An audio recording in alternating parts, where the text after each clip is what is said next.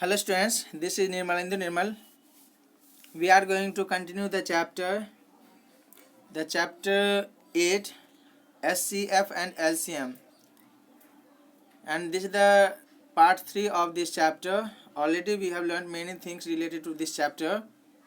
In the previous sessions we have learned that what are prime numbers, some important facts related to prime numbers, and we have learned what are composite numbers. So these things we have learned, and today we are going to learn a new thing. And this thing is there, the topic is there, sieve of Eratosthenes. What is this? Actually, Eratosthenes was a Greek scholar. He used the following method. One method he used for what? To distinguish the prime numbers from the natural numbers. Okay, and because of this, since Eratosthenes has given this method, so this method is known as sieve of Eratosthenes. Okay, this method has been named after the scholar Eratosthenes. So what is this? Let's start learning. So at first what we'll do, that will write the numbers 1 to 100 in what rows, and in one row we'll write 10 numbers like this. You can see 1 to 10, then 11 to 20. So write all the natural numbers 1 to 100 in rows of 10 as shown in the figure. Okay, here. And after that what will you do? Second step is there, 1 is not the prime number, we'll just strike it out. We know that 1 is not the prime number, so we'll strike it out. And after that the next step is there, that the first, that is the smallest prime number is 2. Smallest prime number is 2, so we'll encircle 2. Okay, let me encircle 2. I have encircled 2. Now we will strike out all other numbers which are divisible by 2. So after encircle 2, what will we do? That which numbers are divisible by 2, we will strike out. It means we will just cancel it, we will cross it here. So we know that 4 is divisible by 2, so we will cross it. 6 is divisible by 2, we will strike it.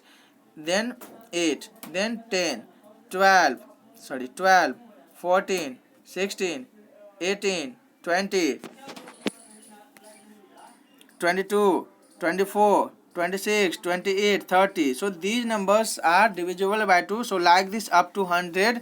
Okay, which numbers will be divisible by 2, will strike out all those numbers. Now what will we do? The next step is there, that the next prime number is 3.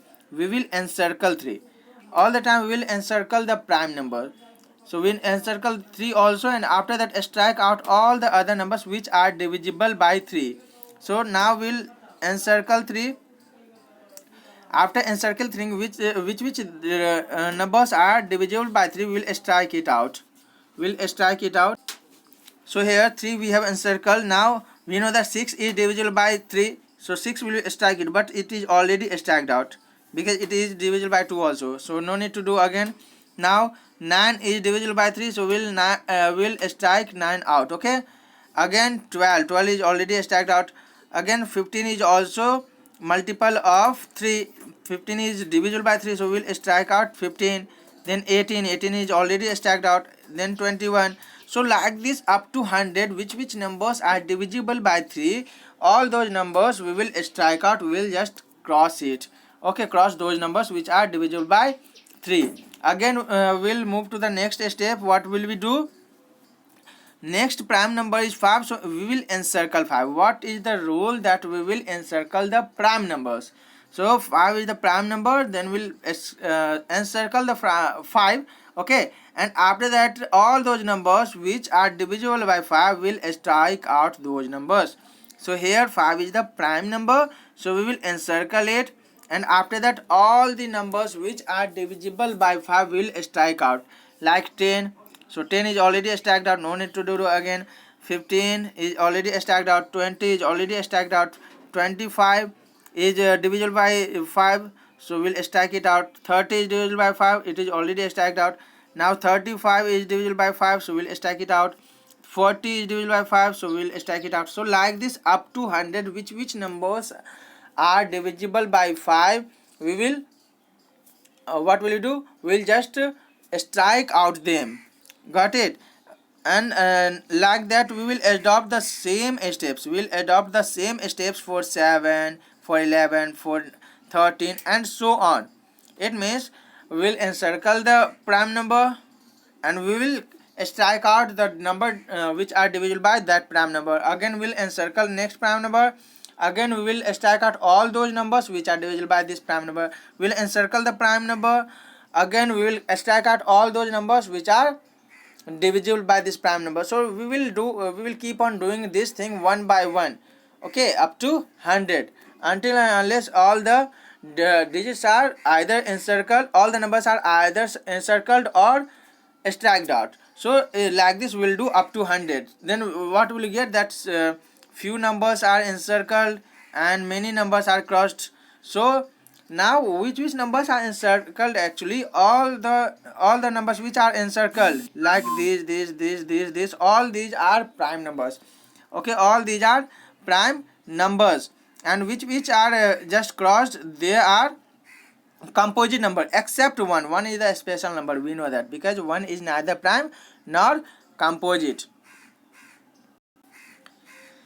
So like this we will get this type of thing in the last. So now the question is there that finally some numbers are emerged encircled and they are prime numbers between 1 to 100. Now easily we can distinguish the prime number. Now you will look at this, and easily you can see, you can say that which are prime numbers. Easily you will say that yes, 2 is prime number, 3 is prime number, 5 is prime number, 7 is prime number, 11 is prime number, 13 is prime number, 17 is prime number, 89 is prime number, 47 is prime number, 83 is prime number.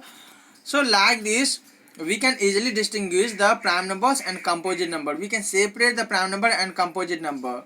So it is very useful whenever it will be asked that tell me the prime number from what in between the 20 and 30, 50 and 60, like this, then easily you can get. Suppose that I will ask the question that write all the prime numbers between 10 and 20. Then after 10 the prime numbers are 11, 13, 17, 19, and before 20 we have to say the prime numbers between 10 and 20. So 11, 13, 17 and 19, these are the prime numbers between 10 and 20. Like this we can say, we can answer, we can distinguish the prime number and composite number very easily. So this is very useful method to distinguish the prime numbers.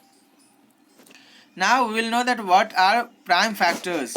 Okay, let us take number say 24. Suppose that we are going to take the number 24, and we know that the factors of 24 are 1, 2, 3, 4, 6. Okay, these are the what factors of 24. 1, 2, 3, 4, 6, 8, 12 and 24. These are the factors of 24. Out of these factors 2 and 3 are prime numbers. These many factors are there of 24, but out of these factors which are prime numbers, here 2 and 3 are prime numbers, rest are composite numbers. Okay, 2 and 3 are prime numbers, rest are composite numbers. So factors 2 and 3 are called the prime factors of 24. Okay, 2 and 3 are called the prime factors of 24. Obviously by their name only it is clear that prime factors, the factors which are prime number, those are called prime factors. So easily we can find out the prime factors of any number. First we'll write all the factors of the number, and then we will select the prime numbers from the factors. That will be the prime factor of the number. I hope that you understood. So let us take another example. Suppose that we are going to talk about 50. So factors of 50, F50, if it is written like this, F50, it means factor of 50. Okay, factor is denoted with a capital F. So factors of 50 are 1, 2, 5, 10, 25 and 50. These are the factors of 50. And the prime numbers, which numbers are prime number here? Prime number are 2 and 5. So 2 and 5 are the prime numbers which are the factor of 50. No. So prime factor of 50, prime factors of 50 will be 2 and 5. Got it? Now if we'll talk about 64, then factors of 64 are 1, 2, 4, 8, 16, 32, 64. Now out of these, which are the prime numbers? So here only 2 is the prime number. So prime factors of 64 is 2. Prime factor of 64 is 2.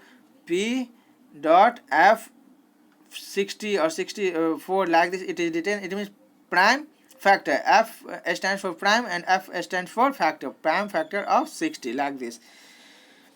So what is the note here? That every number can be written as the product of its prime factors. Do you know that any number can be written as the product of its prime factors? How? You can see, if we are going to write, okay, if we are taking the number 12, then 12 can be written as the product of prime factors. How?